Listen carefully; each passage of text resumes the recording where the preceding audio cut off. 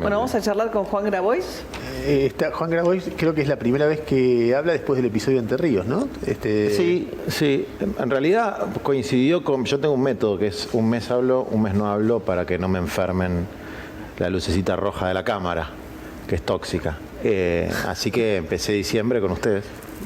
Perfecto, estamos debutando. Bueno, vamos a dejar eso para el final, porque tenemos por ahí, o yo por lo menos me interesaba arrancar un poco por la coyuntura de, pobreza. Esta semana se conocieron los números del Observatorio de la UCA, que evidentemente da previsiblemente una suba hasta octubre respecto del año pasado. Una suba menor a la que se hubiese dado, dice el propio informe de la UCA, ¿no? De no haber existido el IFE, el ATP y una serie de transferencias por parte del Estado. ¿Cómo habla usted de esos números? ¿Qué te dicen? ¿Que podría haber sido peor o que faltó hacer más? Las dos cosas, ¿no? Pero hay una canción de Los Redondos que dice que podría ser peor, eso no se arregla. Podría haber sido mejor. Para mí son cifras que le tienen que dar vergüenza a cualquier argentino, desde luego, y a cualquier funcionario público. Y desde luego... Si no se puede hacer nada para evitarlo, hay que cerrar la Casa Rosada. O sea, el gobierno no tiene ningún sentido si no puede evitar que la mitad del pueblo esté en situación de pobreza y un 10%, para mí bastante subestimado, en situación de indigencia. Sí. Son más de 4.5 millones de argentinos que no tienen para comer. Pues la indigencia es eso, no tener para comer. Desde luego esto tiene, si se quiere, en los comedores, los movimientos populares de las iglesias, una suerte de red de contención a la que yo después de tantos años de militancia ya no me siento nada orgulloso, ¿no? De contener. Nosotros tenemos que transformar, no contener. Que haya justicia social y vuelvo, ¿no? Recién hablábamos, cuando yo empecé a militar 2001, 2002, tenemos cifras muy parecidas. Sí. Entonces... hay como una espiral descendente en la Argentina. Podemos mejorar por momentos, pero después bajamos y caemos más abajo. Sí, se consolida además un bloque de un tercio de pobreza estructural. Así es. Se mueve... Y además, si vos ves, siempre la cifra más alta está en los pibes, en los niños y en los adolescentes. Sí, tenés el 60%, el 64% sí. De los chicos viviendo casi 7 de cada 10. Viviendo en hogares pobres. ¿Hasta qué nivel de inequidad vamos a soportar los argentinos con eso? ¿Y qué esperamos que salga de eso, no? ¿Qué es lo que esperamos que salga?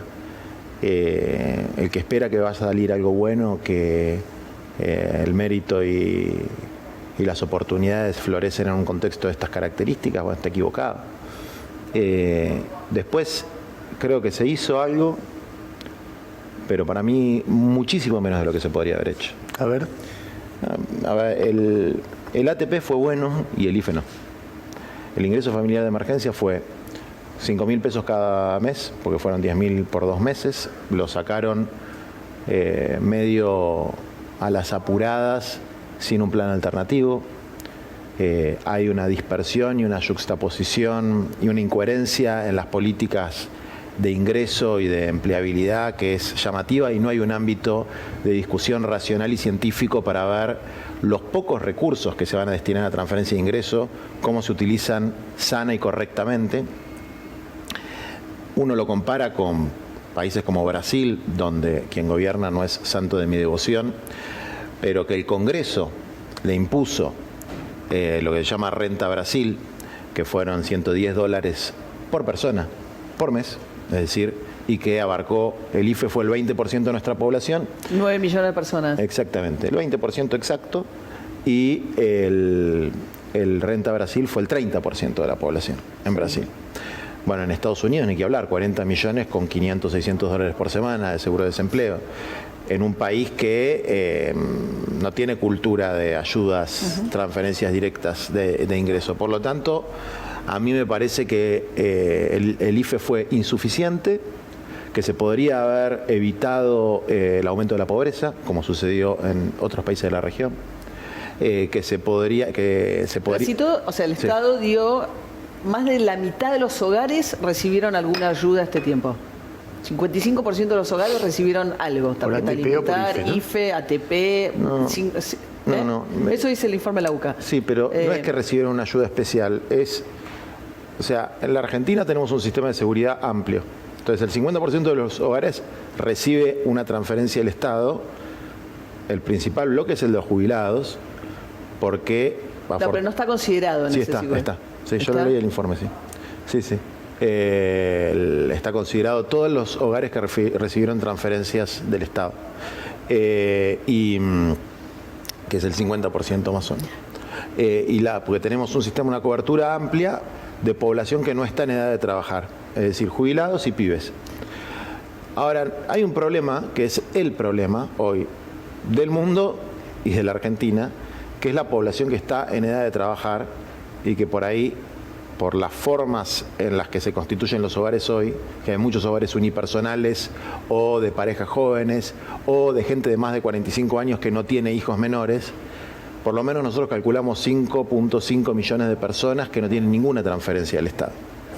Y que la arbitrariedad, que no es culpa de los movimientos sociales, que no es culpa del funcionario de turno, sino que se ha estructurado hace muchos años en cómo se define quién cobra y quién no cobra, bueno, genera fenómenos muy chotos, como que un vecino tiene y el vecino al lado no. Pero Juan, si vos decís, una versión básica, vos decís el 55% recibe ayuda. Vos estás diciendo falta más gente. ¿Es viable un Estado que ayuda a...? No. Con la IFE estaba cubierto la gente que necesitaba. Si vos sacás la IFE, es el 30% que recibe ayuda, porque la IFE era el 20%. De ahí, vos tenés que sumarle un cachito más.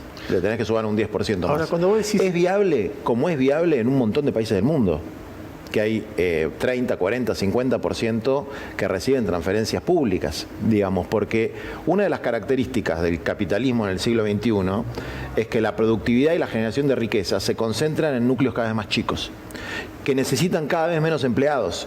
Entonces, sin una redistribución de esa riqueza que se concentra en los Galperín, por ejemplo, que en la pandemia, mientras se empobrecía el conjunto de la sociedad, Galperín se enriquecía sideralmente. El dueño del Mercado Libre, el fundador. Sí.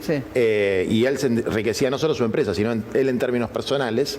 Bueno, si no se induce el derrame de ese sector que tiene un excedente gigantesco, va a ser imposible reactivar el mercado interno, porque las transferencias de ingresos a los sectores populares, a los desocupados, a los trabajadores, a los jubilados, a los niños, reactivan el mercado interno. Porque venden las pymes, venden los comercios y es como que el fuego crece desde abajo. Ahora, inevitablemente, y esto se está discutiendo en todo el mundo, si no hay una redistribución progresiva de la riqueza de los sectores de alta renta a los sectores trabajadores, va a ser muy difícil mantener la estabilidad social, la estabilidad económica y la estabilidad política. A ver, me obliga a preguntarte, en unos días se cumple un año del gobierno del Frente de Todos. Vos estás arrancando simplemente cuando te preguntan la pobreza, decís, bueno, si no pueden resolver esto, que cierre la Casa Rosada. Sí. Se desprende de ahí una evaluación muy crítica este año, ¿no? Mira, entre la ilusión y el desencanto, como diría Gerchunov. Es crítica en términos sociales, o sea, hubo momentos buenos, por ejemplo, cuando empezaron las medidas sociales y sanitarias, y yo creo que todos los argentinos de buena voluntad estábamos de acuerdo con la orientación del gobierno. Después por ahí los resultados no acompañaron, pero la orientación fue buena, fue proteger la vida y la salud de la gente por encima de los negocios. Y después empecé a ver por ahí algunos problemas de gestión, que las cosas tardaban mucho, que no se hacían, que bueno. Y después pasaron otras cosas buenas y después otras cosas malas. La cuestión es que los resultados socioeconómicos son malos. Y fue un año raro también, o sea, nadie tiene el manual de cómo gobernar una pandemia. Entonces, yo lo vuelvo a elegir, Alberto, lo vuelvo a elegir. Y sigo teniendo esperanza en que el año que viene vamos a estar mejor y voy a trabajar para eso. Sí recalco el dramatismo de los números que tenemos, porque creo que no hay conciencia suficiente en la política, en la oposición y en el oficialismo de la gravedad de la situación en la que estamos y de las múltiples derivaciones que tiene. y cuando uno enuncia alguna de esas posibles derivaciones pareciera que las está promoviendo, ¿no? Como pasa con la cuestión de las tierras, como pasa con la cuestión de la criminalidad. Es decir, quien no entiende que estas cifras generan inevitablemente fenómenos disruptivos en el tejido social es porque no tiene ganas de entenderlo. Ahora, a ver, ¿vos no crees que, por ejemplo, temas como el déficit fiscal para la administración de un país son importantes? Porque un ministro de Economía cualquiera, pienso en Guzmán, pero pienso en, no sé, Luis Arce, o pienso en, ¿cómo se llama el ministro Astori, el ministro del Frente de Día? Mirá, el Estado argentino tiene un déficit, está sobreendeudado, nadie te presta un mango, y si vos metés un montón de plata para asistir gente, lo que generás es procesos inflacionarios, procesos peores, porque se te va la guita finalmente al dólar, el dólar de repente estalla y te genera un problema de inestabilidad, y es mucho peor aún que la situación de no colaborar o no dar más plata o no poner más plata en la calle. Esto que vos decís, o te diría de otra manera, esta historia de Galperín o lo que sea, lo que vos tenés que tratar es, diría un ministro de Economía de casi de cualquier país y de cualquier idea ideológica, tenés que tratar que haya muchas empresas como la de Galperín, porque esas empresas dan empleo, y eso es lo que genera. Ayer mismo Alberto dijo, la pobreza no se resuelve con planes sociales, se resuelve con empresarios privados que inviertan en trabajo genuino. Mira, Ernesto, yo creo que ese es típico pensamiento subdesarrollado. Es decir, pensamiento de liberal del subdesarrollo. A ver. En Estados Unidos, por ejemplo, los Galperín han pasado por comisiones del Congreso. Han sido cuestionados por el oficialismo, por la oposición, duramente por prácticas monopólicas, por abuso de poder, por abuso de la información privada. Es decir, en el único país que nos creemos liberales y desarrollados donde no se puede cuestionar un Galperín es en la Argentina. Primer punto. No son reglas tan distintas a las de Amazon. Las de Galperín, decís. Las de Mercado Libre. Claro, él está diciendo Amazon, tanto Amazon, Facebook. La Unión Europea y el Congreso norteamericano los han fustigado de una manera por sus prácticas monopólicas. Todavía no los han regulado. En la Unión Europea los han multado sistemáticamente. Sí. Ahora, acá no se puede hablar. Si vos hablas de los beneficios impositivos que tiene Galperín, parece que sos una especie de antiprogreso. Bueno, por la Ley de Economía del Conocimiento. Por la Ley de Economía del Conocimiento. Perdón, no es por la Ley de Economía del Conocimiento, es por su falso encuadre en la Ley de Economía del Conocimiento, porque es un marketplace y no un desarrollador de software. Pero bueno, cosa que dijo Abad, el jefe de la FIP de Macri. En la Argentina, por ejemplo, en Latinoamérica y en Argentina también, los 78 multimillonarios durante la pandemia acumularon 48.000 millones de dólares más. Cifras de Oxford, no cifras de Juan Grabois. Es decir, hay un patrón de concentración donde los empresarios que tienen hegemonía ideológica van generando la idea que si distribuís eso no creces. Que primero tenés que crecer para distribuir. Es al revés. Primero tenés que distribuir para crecer. El déficit fiscal... Pero la ley, el impuesto a las grandes fortunas, ¿no es eso? Es un poco de eso, sí. ¿Es un poco? Algo hay. Yo creo que es muy bueno. Creo que es una de las recomendaciones, además, insisto, de todos los think tanks con algún criterio humanista del mundo, que plantean que hay que imponer, digamos, que hay que cobrarle gravámenes a las grandes fortunas, acá y en cualquier otro lugar. Pero quería decir algo del déficit fiscal. El déficit fiscal se puede resolver de dos maneras: gastando menos o recaudando más. Pareciera ser que el déficit fiscal solamente se puede resolver gastando menos, invirtiendo menos. Pues no es un gasto, es una inversión. Porque si vos, y esto lo hablé con Manes. Facundo Manes. Mira, se ha demostrado en todos los lugares donde se hicieron experimentos donde la gente tiene un mango en el bolsillo, libera capacidad cognitiva, fuma menos, chupa menos, come mejor, toma mejores decisiones. Si vos tenés 5 millones de tipos adultos que no tienen nada en el bolsillo, tienen que pensar en cómo van a comer. Y eso les ocupa el 90% de su capacidad cognitiva. Entonces, obviamente, no van a tomar las mejores decisiones del mundo. O sea, la pobreza y la no pobreza, la indigencia y la no indigencia, no se mide por toneladas de amor, se mide por pesos. Y cuando vos estás en una situación de indigencia, tomás malas decisiones como las tomarías vos, como las tomaría yo. Entonces, que haya una política lo más universal posible, lo más justa posible, lo más inteligente posible, para que todo el mundo tenga un mango en el bolsillo, no solamente es un deber moral, sino es una necesidad económica del país. Y se puede lograr sin tener un enorme déficit fiscal si hay una reforma tributaria razonable. Te voy a decir una cosa, hay cosas que son ridículas, como que Fontevecchia, vamos a decir, tenga que cumplir el mismo convenio colectivo que Mañeto y que un medio chiquito. Que tenga que pagar lo mismo. Hay un problema con eso. Porque no hay trabajadores de primera, de segunda y de tercera. Todos tienen que tener los mismos derechos. Pero sí hay empresas chicas, medianas y grandes. Entonces, desde luego, las grandes empresas tienen que subsidiar las cargas laborales de las pequeñas y medianas. Eso se hace en un montón de países del mundo. Porque el problema de que no empleen las pymes a más trabajadores es la cuestión de los juicios laborales, la cuestión de las cargas. En la cuestión de los juicios laborales, por ejemplo, lo digo atacando a mi corporación, el problema no son que los trabajadores tengan muchos derechos, el problema es que los abogados tienen muchos derechos, demasiados. Hay muchos abusos, a veces cobra el 40% de honorarios, 20 para una parte, 20 para la otra. Yo soy abogado laboralista, pero que mi amigo Recalde no se enoje, no es una mafia como decía Macri, pero sí hay abusos que perjudican al trabajador y perjudican a la economía. Ahora, como hay una corporación... ¿Pues es que hay un gran negocio los juicios laborales? Sí, es una corporación que vive de eso, como hay corporaciones que viven de un montón de nichos, ¿no? En la sociedad. A ver, los agrimensores, los escribanos, es decir, cosas que son muy curros argentinos. Ahora voy a tener 10 enemigos más. Pero ¿no? si existen escribanos en todos lados.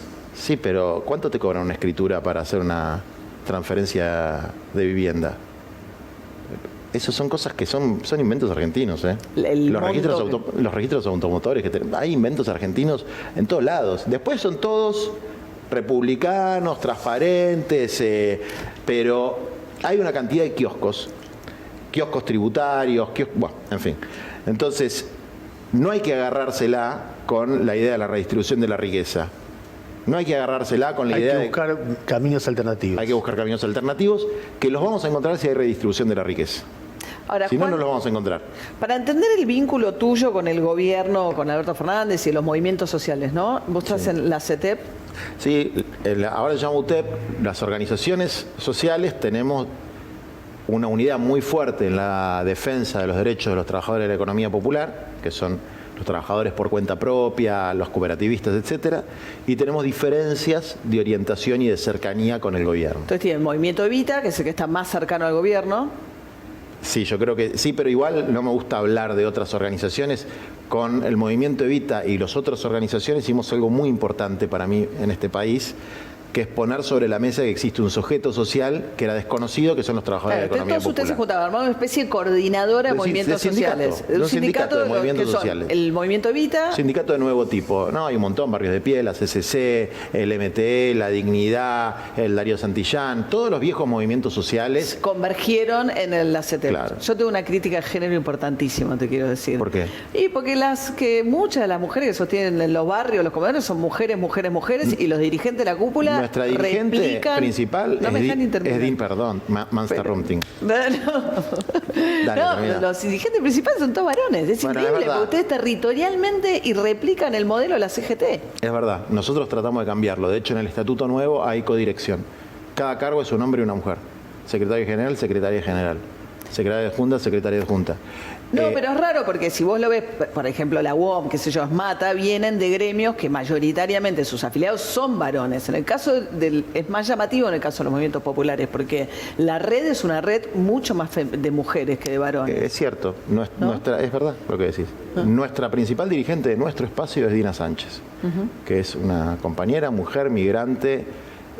Ahora no le invita mucho a los medios, porque también el machismo es de los medios. Es decir, si yo te pido invites a Dina Sánchez, no sé si la vas a invitar. No, si me le invitas, sí. Invítenla a Dina Sánchez. Pero bueno, está bien. Está bien. Por algo me invitan a mí. Yo no la conocía, no sabía. Pero ahora la conocí. Juan, ¿cómo analizás la relación presidente-vicepresidenta? Te digo distintas cosas que yo líneas de pensamiento sobre eso. Hay una historia, la más, si se quiere, romántica, complaciente, ingenua es, pero son una coalición, piensan distinto y tironean como pasaría en cualquier coalición que llega al poder. Hay una visión muy dominante en los medios donde ella lo eligió, ella es durísima, ella es cruel, ella lo maltrata, ella lo trata como un títere, lo humilla públicamente porque siente que es un mal necesario y que en 4 años se va y finalmente ella va a tomar el poder o alguien que ella elige en lugar de él. Hay otra visión que me pareció interesante que lo plantea The Economist ayer, que dice, él es un socialdemócrata y ella es una izquierdista.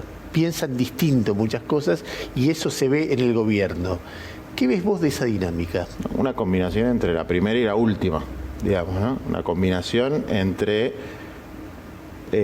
orientaciones político-ideológicas diversas que pueden convivir perfectamente y diferencias de una coalición heterogénea. La verdad es que veo eso. Yo nunca milité en política hasta el año de la campaña contra Macri. No sé. En política partidaria. En política partidaria. Yo ahora soy parte del Frente de Todos y hago las críticas que hago. Nosotros tenemos 2 diputados. El Frente Patria Grande de nuestro espacio tiene 2 diputados, una legisladora. Y hago críticas y no me voy del Frente de Todos. ¿Por qué? Porque creo que es lo mejor que puede tener el país hoy. Ahora, tampoco estoy contento, digamos, con lo que sucede. Me imagino que a otros sectores del Frente de Todos les pasa lo mismo, digamos, ¿no? Entonces, cosa que me parece lo más razonable y democrático que hay, no sé por qué extraña tanto en general. Lo de que Alberto es un títere es, bueno, es una barbaridad, porque si Alberto fuera un títere haría lo que Cristina quiere, ¿no? Y yo no creo que Alberto haga todo lo que Cristina quiere. Sus posiciones en algunos casos son muy distintas a las de Cristina, cosa que me parece, insisto, y esto lo dijo mucho Alberto, a él lo que no le gustaba era el pensamiento único, decía. Entonces... Bueno, hasta que te complica la gestión. ¿Y por qué habría de complicarla? Bueno, si mandas un presupuesto basándote en que, qué sé yo, el aumento de jubilados va a ser X y de repente el aumento de jubilados pasa a ser no X, sino X más 2 por un cambio que bienvenido sea para los jubilados, pero que no está contemplado dentro del presupuesto que ya mandaste, bueno, eso es un tema de gestión. Yo creo que no la complica, que la mejora, porque los jubilados van a estar mejor y eso es bueno para el gobierno y bueno para la gente. No, bueno, ellos habían entendido antes que era un momento que tenían que cuidar el déficit fiscal, que viene el acuerdo con el fondo y establecen un presupuesto que creyeron que atendía las 2 cuestiones. Bueno, hay otro sector de la coalición, me incluyo, que no nos gusta el presupuesto que hay, que no nos gusta la estrategia de negociación con el fondo. No digo que sea Cristina, no sé, yo no pertenezco ni a la Cámpora, ni a Unidad Ciudadana, ni a nada. ¿Pero qué harías? ¿No negociarías con el fondo? No, sí, pero, por ejemplo, a mí hay 2 cosas que no me gustan. La primera es que considero que efectivamente una violación abierta al artículo 5 de la Carta Orgánica del Fondo, que decía que no se podía financiar la fuga. Y creo que hay que dar una batalla internacional para decir el fondo es corresponsable y como corresponsable tiene que hacerse cargo de parte de la deuda. Después la puedes perder a la batalla, pero hay que darla y no se está dando. Es decir, el Fondo Monetario Internacional con rostro humano ya nos lo vendieron 5 veces y las 5 veces nos embromaron. Lo que dijo Guzmán es que afuera del fondo sos paria internacional, que no le sirve al país salirse de eso. Yo no estoy diciendo salirse. Bueno, ¿estás planteando eso? Sí, a ver, Estados si Unidos... Si no negocio... No. Yo no dije que no había que negociar, yo dije que había que dar una batalla para mostrar que el fondo en la gestión de Lagarde había cometido un incumplimiento de su estatuto. Propio estatuto. Y eso es, digamos, perfectamente compatible con seguir en el fondo. Después lo segundo es que se armó una comisión de investigación de la fuga, de los fugadores acá, donde Itay, que es nuestro diputado, es el secretario, creo que Mayans es el presidente, la desactivaron. No se investiga la fuga. Se podría preguntar cómo fue el proceso de fuga durante el macrismo. Por alguna razón que desconozco, no se investiga la fuga. Y el tercer punto, que tiene que ver con el primero, de lo primero que hablamos antes, es que yo creo que un acuerdo con el fondo, sea como sea la cuestión de la tasa de interés, etcétera, donde por injerencia del fondo no hay una política de ingreso que permita garantizar la subsistencia de los 4 o 5, ponele el 50% de los que cobraron IFE, que están totalmente en bolas, primero que es mucho sufrimiento, demasiado, creo que ninguno de nosotros tiene que estar dispuesto a esos niveles de sufrimiento y de desigualdad, porque la desigualdad sigue aumentando. Pues sí, o sea, un poco decís lo mismo que la CGT, se retiró demasiado rápido de la ayuda, el Estado. se retiró demasiado rápido y de manera total y absoluta.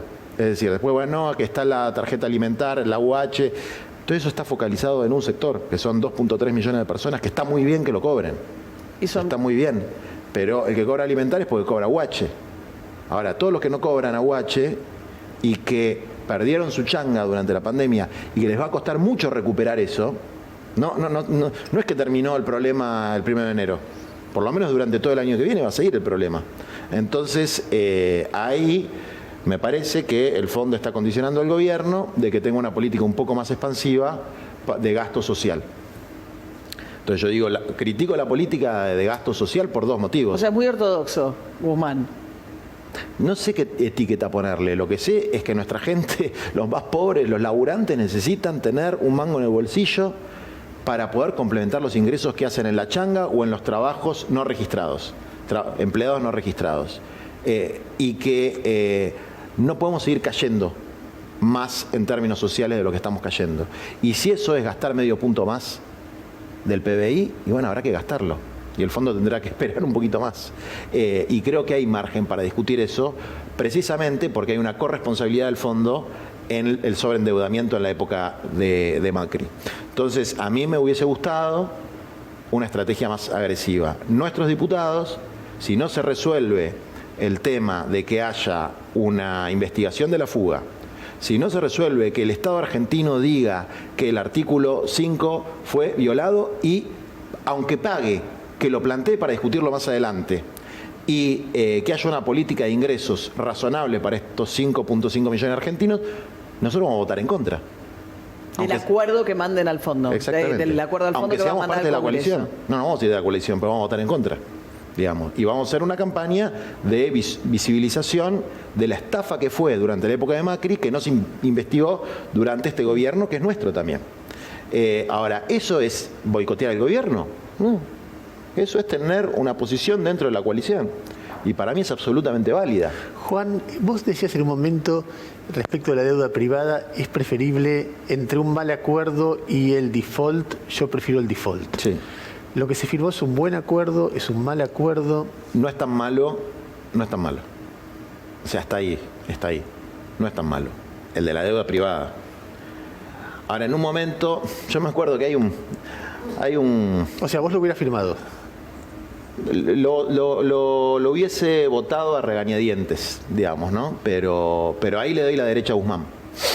En esto no, porque un acreedor privado es un tipo que pone guita para ganar guita.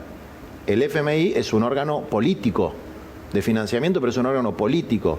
Y fue absolutamente claro, los funcionarios del Fondo Monetario Internacional, ahora no me acuerdo de quiénes eran, de que pusieron la plata para la campaña de Macri, por una cuestión geopolítica.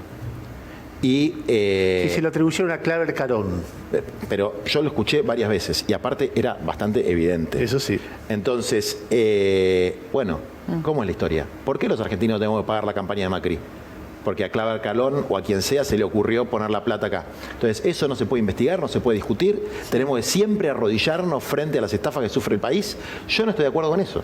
No estoy de acuerdo con eso. Vamos a hablar de tierras un poco. Hablemos antes, ¿no? Una primera pregunta que es colateral, pero que tiene que ver con las tierras. Una funcionaria que es de tu movimiento es la encargada de la ejecución de todo lo que tiene que ver con el relevamiento y la prestación de servicios de tierras fiscales.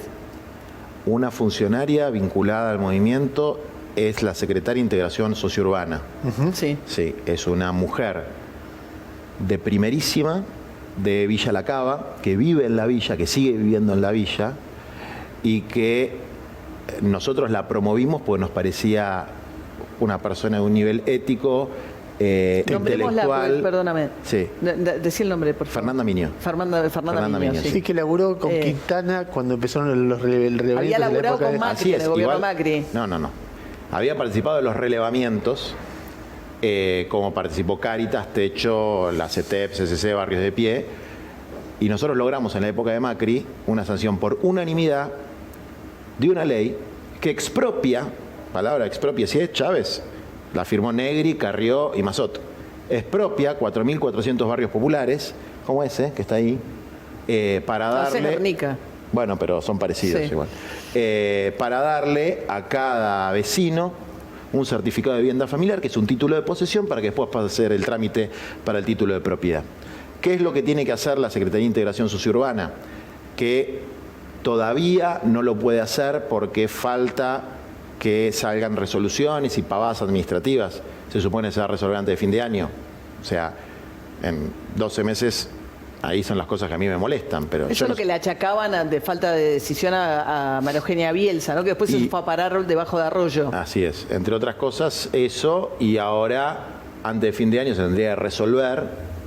Pero fíjate que algo que se podría haber resuelto en 12 días, tardó 12 meses. Bueno, a mí esas cosas me dan bronca. ¿Sabes qué estaba pensando cuando vi las imágenes de Guernica? Sí. ¿Qué estará pasando en ese lote ahora? Debe estar abandonado, me imagino. Es decir, ese lote que estaba ocupado por gente que, nada, desesperada cayó ahí Sí. y fue desplazada. ¿Qué pasa? ¿Alguien lo está usando para algo productivo? Había un proyecto, una parte era de barrio privado, ¿no? Sí, está bien, pero... No, es que es así vos vas por la ruta 6 y ves tierra para acá, tierra para allá, que nadie le está usando y gente sin tierra. Hay algo que no funciona. O sea, que cada argentino no pueda tener un lote de 300 metros cuadrados en un país donde la tierra no es la escasez, algo estamos haciendo mal. Bueno, yo tengo esperanza, por eso digo, lo vuelvo a elegir, de que el año que viene todo lo que nos hizo este año, en términos de crear lotes con servicio y hacer obras en los barrios, se haga. Y si no... A nuestra compañía, a la compañía que nosotros promovimos, si el año que viene no puede resolverlo, así como la promovimos, le vamos a sugerir que renuncie, si no puede cumplir con su función. Desde luego, nosotros no somos el partido bolchevique. Cada uno tiene Juan, pero ¿por qué libertad no se hace? para tomar ¿Por sus qué decisiones. habiendo tierras libres? Es decir, ¿por qué Guernica termina como termina? Mira, hay como dos cosas. No es una prioridad política, ese es un problema.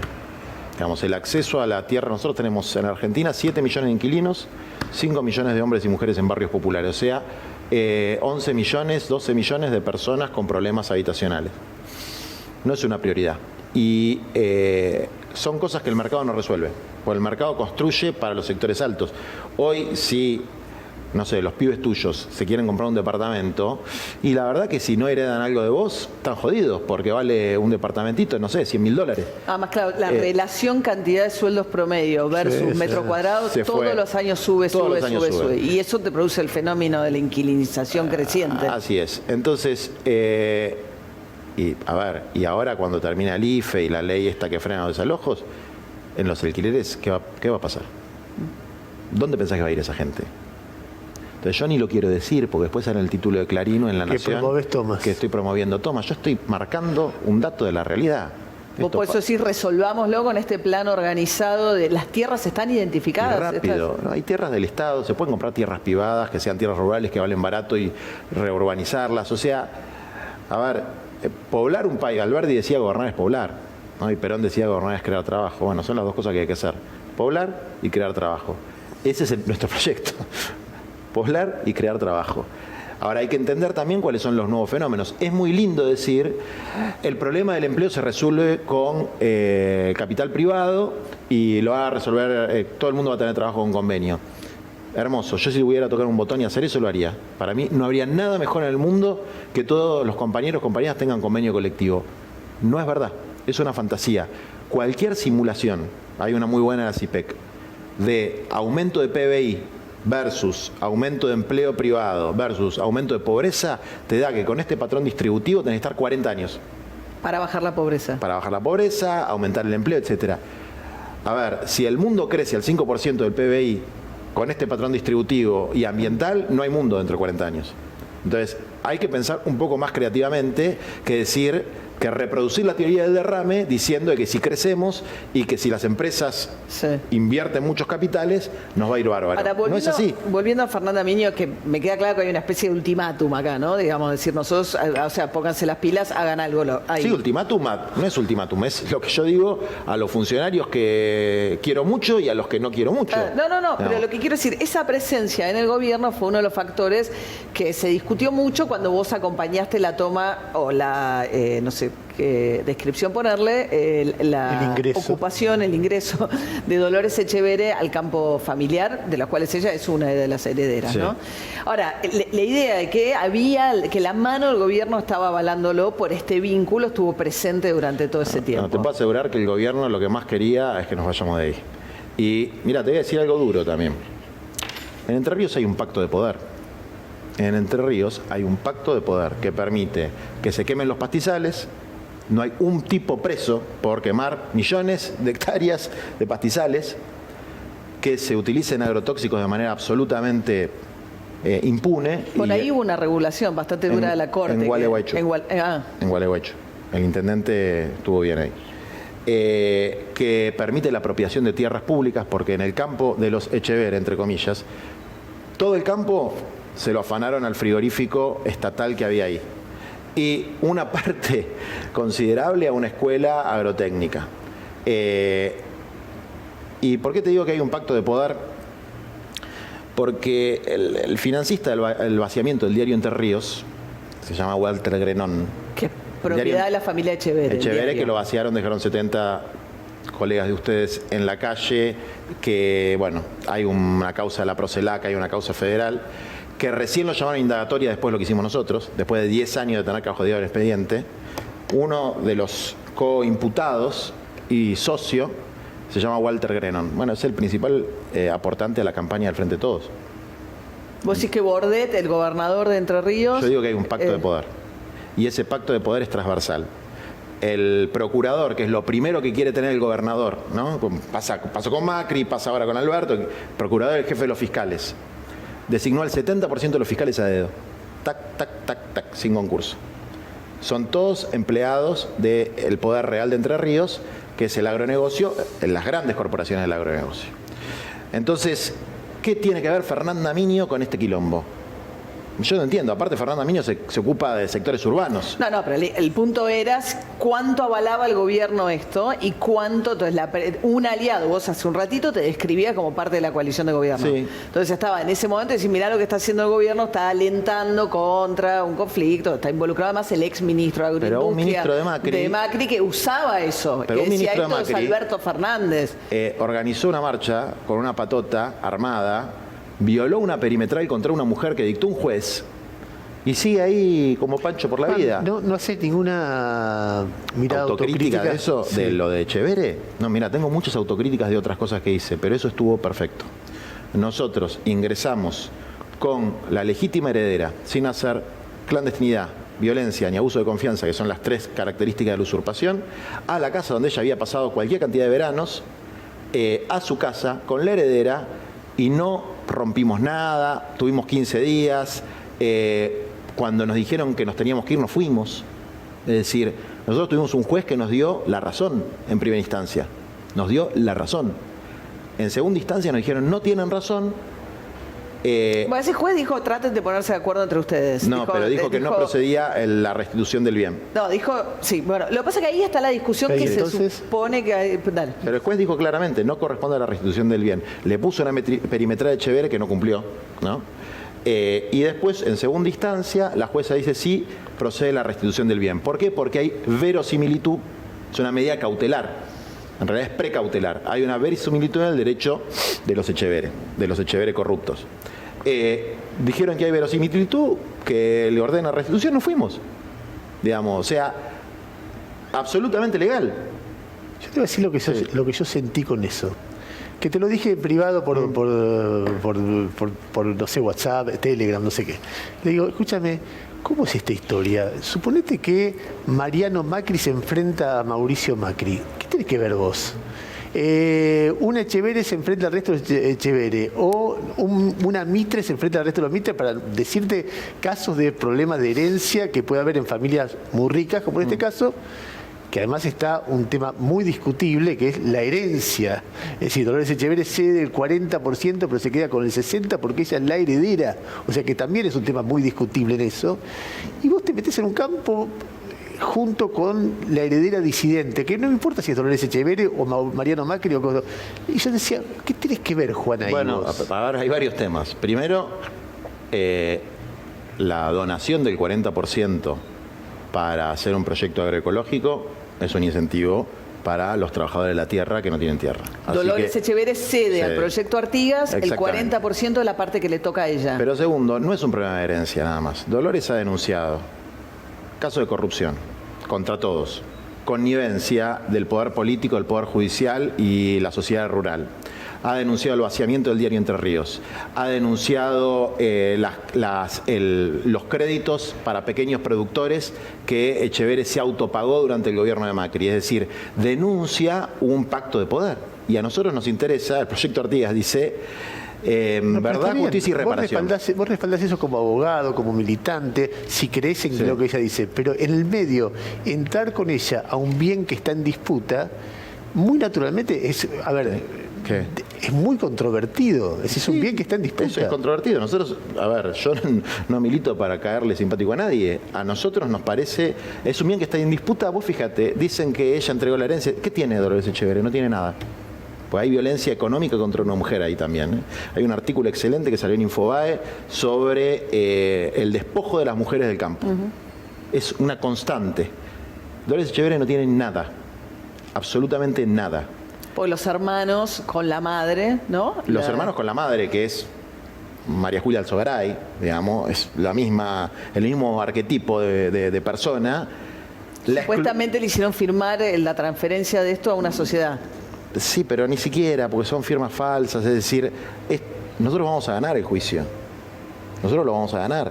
Ahora, ¿por qué se naturaliza que los Etcheverry corruptos tengan la posesión de un campo familiar compartido y además de varias hectáreas de una escuela agrotécnica que el propio Bordet tuvo que reconocer que las están ocupando ilegalmente? ¿Por qué eso está bien y lo que hacemos nosotros está mal? Por ahí las dos cosas están mal. ¿No? Claro, pero la de él no la dice nadie. Entonces, si nosotros no la visibilizamos, ¿por qué? ¿Para qué se hace eso? Para visibilizar el problema, para ponerlo en la agenda. Y yo estoy muy contento de que se haya puesto en la agenda y que a los 2 días el presidente haya dicho que hay que hacer un proceso de distribución de tierras estatales. Dijo, la mirada de Grabois no es descabellada, dijo.